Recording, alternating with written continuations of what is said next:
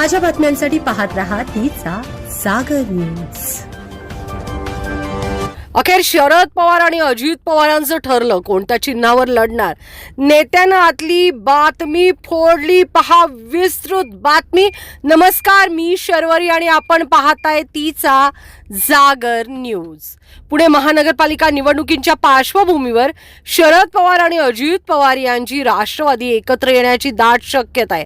दोन्ही पक्षाच्या आघाडीची चर्चा अंतिम टप्प्यात असून लवकरात लवकर या संदर्भात अधिकृत घोषणा केली जाईल असं एका नेत्याकडून सांगण्यात आलंय।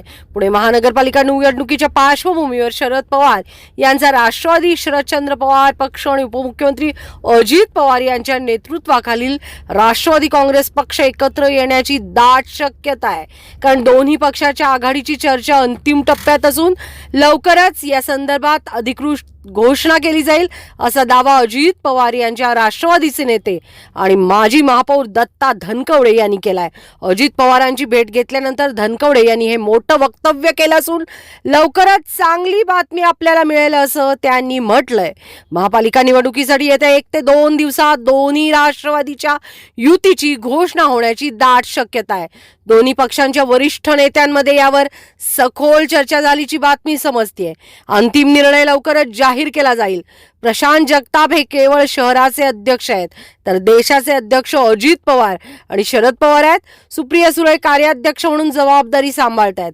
वरिष्ठ स्तरावर झालेल्या चर्चेनुसार घड्याळ या चिन्हावरच पुढील निवडणुका लढवल्या जातील असं धनकवडे यांनी स्पष्ट केलंय। दर्शको, काय वाटतं आपल्याला? अजित दादा पवार आणि शरद पवार यांची युती होईल का?